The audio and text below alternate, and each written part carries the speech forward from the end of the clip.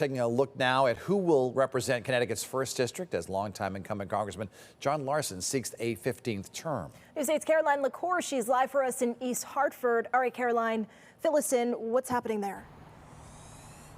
Zuri, we are right outside the doors of Connecticut River Academy at Goodwin University, where folks are just starting to arrive now. Of course, that anticipation is building now that polls have closed. Supporters wait to see if Congressman Larson wins this election.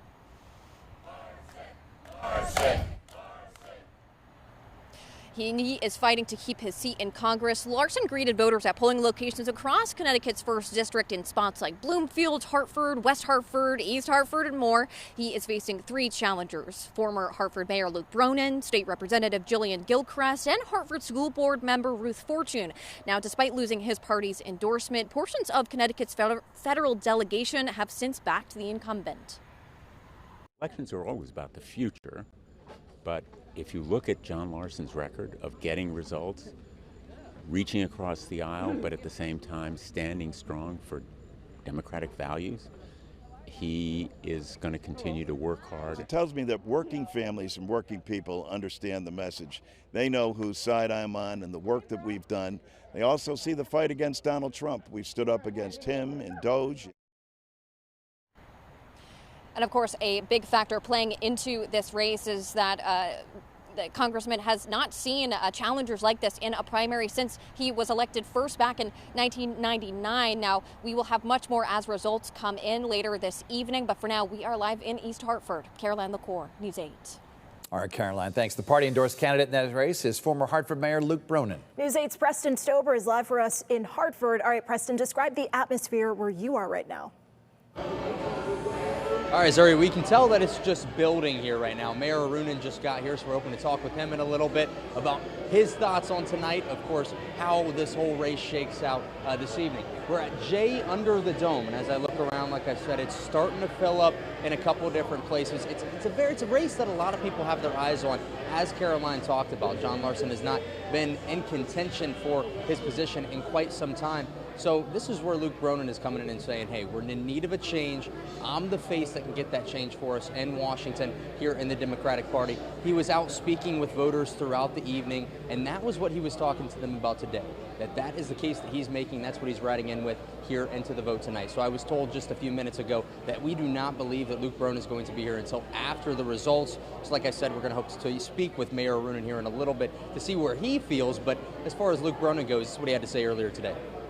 These are not normal times, and when we're in times like this, we have to recognize that we as a Democratic Party have to make some changes too, and that includes making changes in who's representing us down there. We need some new voices, new perspectives, and a whole lot more energy in this party. All right, so once again, the polls are closed, so people will continue to be making their way out here to J Under the Dome. We'll continue to be out here throughout the evening. We will fill you in on the latest with the polls and all the politicians are feeling out here in Hartford. For now, live in Hartford, Preston Stober, News 8. Preston, thank you. We are also hearing from the other 2 candidates challenging incumbent John Larson for the 1st Congressional District seat in Hartford. Board of Education member Ruth Fortune spoke with News 8 this afternoon. Fortune spent the day visiting homes and polling locations, speaking to her personal and professional experience in the middle class. She says it is her perspective that she can address how, quote, broken things are. I am the only candidate in this race who, in the past 15 or so years, worked my way into the middle class while the middle class was shrinking. And I think that's experience that is critically needed. And I bring the added perspective of having been an undocumented person in this country. So I understand the persecution that our most vulnerable communities are feeling. Our team also spoke with State Representative Jillian Gilchrist. She says change is desperately needed for that area of our state after decades under Larson.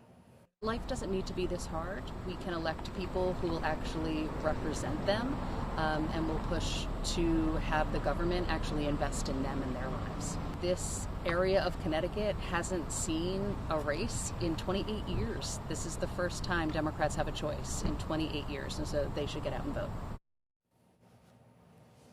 And stay with News 8 throughout the night as we get results from the primary. Once again, the polls have closed. We are expecting some results to come in any moment. We'll have updates on air, online, and on the free News 8 app.